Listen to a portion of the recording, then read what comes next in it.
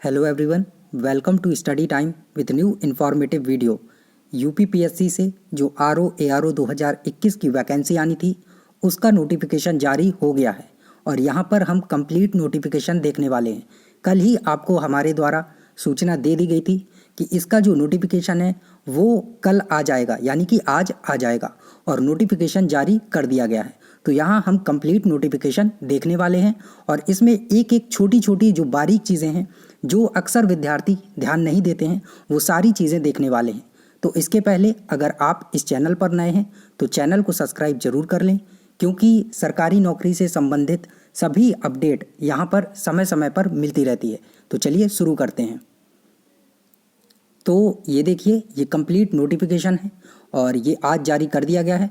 तो इसमें देखिए डेट जो दी गई है आपकी कि 5 तारीख, यानी कि आज से जो आपके आवेदन है वो शुरू हो चुके हैं और अंतिम तिथि है वो 1 अप्रैल 2021 है। तो आप अंतिम तिथि का इंतज़ार नहीं करेंगे, पहले ही आज कल परसों 2-3 दिन में ही इस फॉर्म को फिल कर दें। बाद में साइट वगैरह का प्रॉब्लम होने लगता है, तो उन सब समस्याओं से बचने के लिए अभी 2-3 दिन के अंदर ही इस फॉर्म को फिल कर दें, ठीक है। तो 1 तारीख आपकी जो अंतिम तिथि है, ठीक है, उसका इंतज़ार आप बिल्कुल नहीं करेंगे।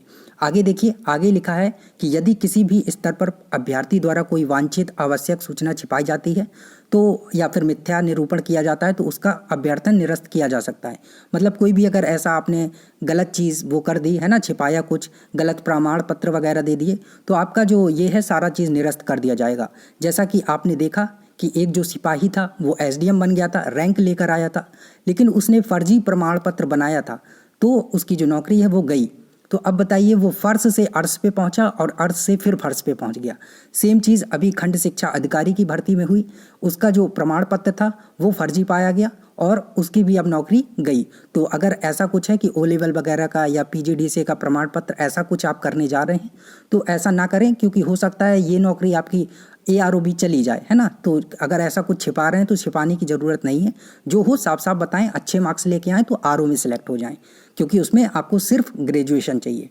आगे देखिए, आगे इसमें जो ऑनलाइन आवेदन करने वाले अभ्यर्थियों के लिए आवश्यक जो सूचना दी गई है वो ये बताया गया है कि ये आपकी जो साइट है इसमें आपको आवेदन है ना मिल जाएगा, ठीक है। इसमें जाइए, आप ऑनलाइन आवेदन अपना शुरू कर दीजिए। आगे देखिए, तृतीय ये स्तर बताए गए हैं यहाँ पर, ठीक है। और ये देखिए यहाँ पर जो आपका शुल्क है वो बताया गया है कि 100 रुपये का आपका जो शुल्क है वो लगेगा, ठीक है। 100 रुपये आपका शुल्क है, 25 रुपये जो ऑनलाइन प्रक्रिया है वो है, तो कुल 125 रुपये आपको यहाँ देने हैं, ठीक है। 125 रुपये लगेंगे आपके, अगर आप अनारक्षित हैं, आर्थिक रूप से कमज़ोर हैं या ओबीसी से हैं। अनुसूचित जाति अनुसूचित जनजाति से हैं तो 40 रुपये शुल्क है, 25 रुपये आपका ये है, मतलब 65 रुपये आपका इसका लगने वाला है। और दिव्यांग श्रेणी से हैं तो कोई भी शुल्क नहीं है, सिर्फ 25 रुपये ऑनलाइन प्रक्रिया है तो 25 रुपये ही हुआ आपका। और भूतपूर्व सैनिक के लिए भी 65 रुपये है, ठीक है। आगे देखिए, आगे वही चीज़ बताइए कि ऐसे अभ्यर्थी जो लोक सेवा आयोग की प्रतिवरित किए गए हैं, ये सारी चीज़ें डिबार किए गए हैं, वो सारी चीज़ें बताई हैं। और चलिए आगे देखिए, रिक्तियों की संख्या के बारे में देख लीजिए। रिक्तियों की संख्या के बारे में बताया है कि वर्तमान में सामान्य चयन हेतु रिक्तियों की कुल संख्या जो 228 है तथा विशेष चयन हेतु रिक्तियों की संख्या 109 है। मतलब 228 प्लस 109 वैकेंसी जो है वो आई हैं। 109 ऐसी वैकेंसी है जो बैकलॉग की है, पिछली भर्तियाँ थे, ठीक है। तो उसमें सारी डिटेल ये आपको दी गई है। और किस किस विभाग से निकली है तो उत्तर प्रदेश सचिवालय में आपकी निकली हुई है, ठीक है। उत्तर प्रदेश लोक सेवा आयोग से है, उत्तर प्रदेश जो राजस्व परिषद है उसमें है, कार्यालय मुख्य निर्वाचन अधिकारी इसमें है, उत्तर प्रदेश सचिवालय लेखा के लिए है, सचिवालय हिंदी के लिए है, सचिवालय उर्दू के लिए है, सचिवालय लेखा है ना, सहायक समीक्षा अधिकारी, उत्तर प्रदेश लोक सेवा आयोग में लेखा के लिए सहायक समीक्षा अधिकारी, ये सारा यहाँ पर दिया गया है, ठीक है। और बोला है कि इस प्रकार की किसी भी परिस्थिति में जो आवश्यकता अनुसार रिक्तियों को घटाया या बढ़ाया जा सकता है, तो घटाया तो नहीं जाएगा, बढ़ाया ही जाएगा। और निश्चित तौर पर अभी आपकी जो वैकेंसी है वो बढ़ेगी और अभी जो आपको 350 के 337-38 वैकेंसी दिख रही है तो ये बढ़कर आपकी 400-500-600 के लगभग पहुंचने वाली है, ठीक है। चलिए आगे देखिए, वेतनमान यहाँ पर आपको दिया है कि इस लेवल 7 और 8 की नौकरी है ना, 4700 ग्रेड 4700 इतना मिलेगा आपको, 47,600 और 44,900 ग्रेड पे मिलने वाला है। आरक्षण वैसा ही मिलेगा जैसा लोक सेवा आयोग में सभी भर्तियों में आपको दिया जाता है, कुछ भी यहाँ एक्स्ट्रा नहीं है, ना ही कुछ नया है, ठीक है। आगे देखिए, इसमें सारी चीज़ें बताई हुई हैं।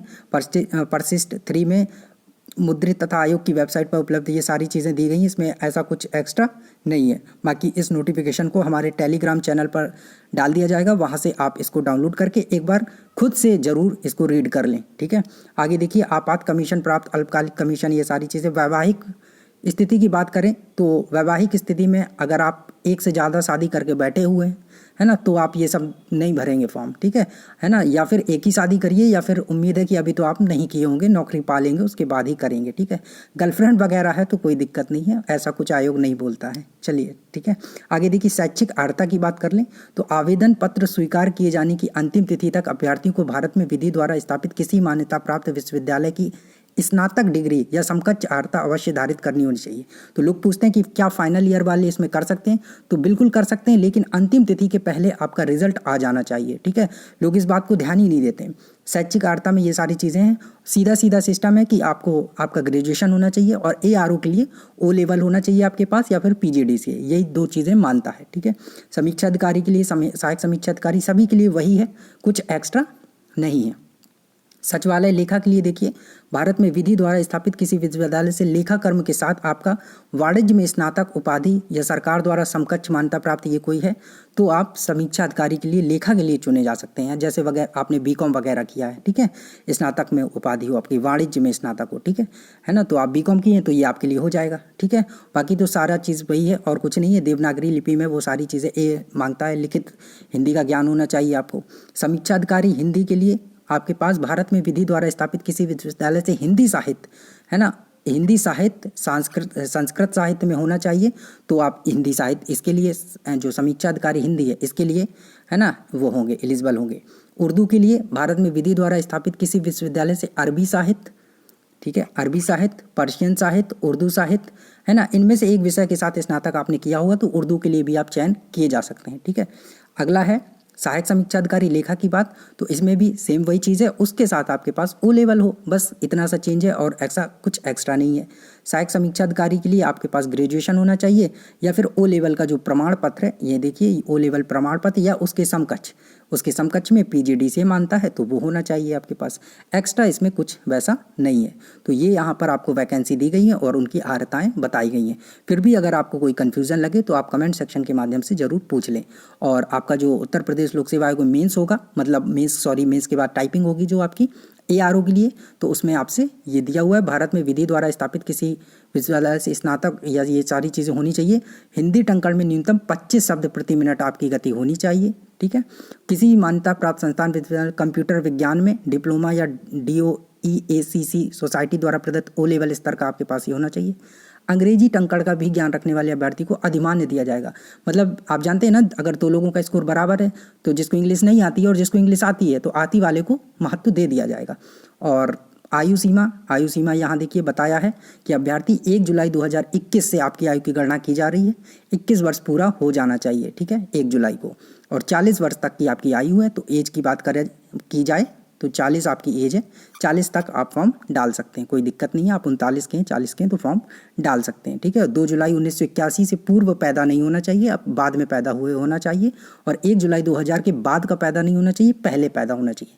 तो इनके बीच में अगर आपकी डेट ऑफ बर्थ है तो आप, है ना, मान्य किए जा सकते हैं। और दिव्यांगजन हेतु अधिकतम आयु सीमा जो छूट दी जाती है वो तो वैसे ही दी जाएगी, अब कम के लिए तो नहीं दी जाती, ज़्यादा के लिए दी जाती है, ठीक है। ये सारी चीज़ें यहाँ दी हुई हैं, है ना, इनको आप अच्छे से देख सकते हैं। बाकी जैसी छूट जो मिलती है एज में वो सारी यहाँ पर दी गई है।